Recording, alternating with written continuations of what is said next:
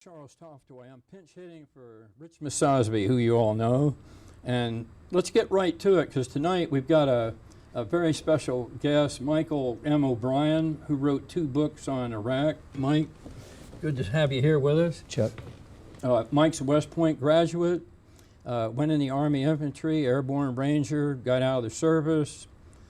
He was a political appointee in the Bush administration, the White House. Worked with the Homeland Security there, State Department, spent 14 months in Iraq, where he got, he was the senior advisor to the Ministry of Defense there, but during that time he really got some insights and some of the real facts and truths about what really went wrong as far as the U.S. is concerned over there.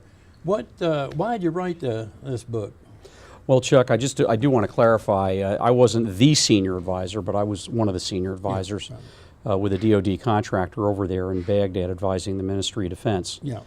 Why did I write my 2 books? My first book. This is the one that I just came out with, America's Destruction of Iraq. Right. The first book came out several years ago, America's Failure in Iraq, and I came out with this one to bring things more up to the present day. But to answer your question, I'd been over there. I got there to Iraq in July of 2006, and I was just observing and watching all of the things that were going on, the confusion, the waste.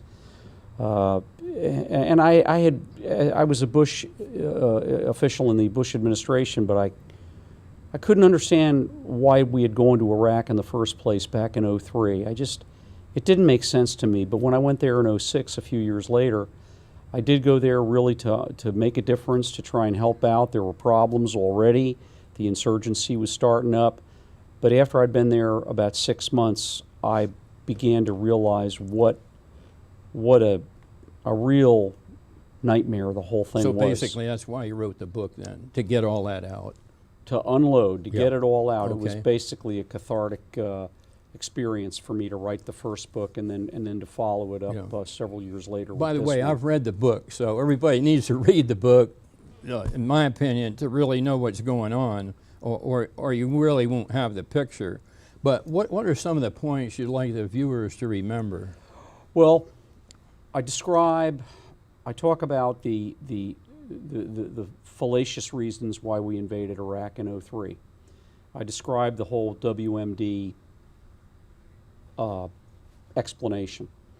One of the big major themes of my book is how no one is held accountable. There's no accountability. Senior government officials, senior officers. I give example after example. I've got about 130 notes, references. David Petraeus, I'll just use David Petraeus as a classic example, also a fellow West Pointer, as you and I are.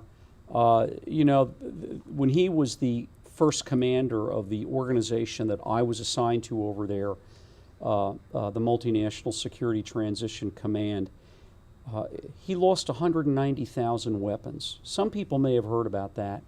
He lost 190,000 AK-47s. They still don't know where they are, right? They never found them. Yeah.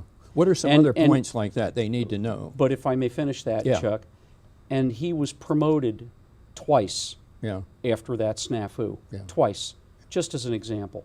Other examples are, George Tenet, the famous, it's a slam dunk, Mr. President, that Saddam's got weapons of mass destruction. Nothing happened. My book gets into example after example. Colin Powell, the president himself, of course. Dick Cheney, Paul Wolfowitz. Yeah, not to interrupt you, it seems like accountability, to me, after reading your book, accountability, the lack of oversight, and poor performances by top people in top positions, civilian, government, and military. You want to talk to those last two, the oversight? I will. The best example of the lack of accountability and the poor oversight is Paul Bremer. Mm-hmm.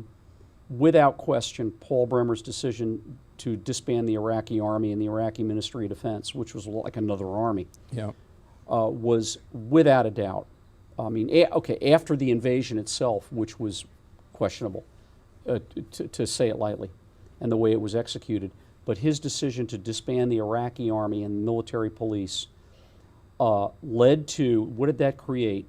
All these 500,000 Iraqi soldiers are now out of a job. They can't feed their families. They have their weapons. There's no accountability for their weapons. And now they hate the United States of America. Well, that's So sad. where did the Al-Qaeda get its recruits?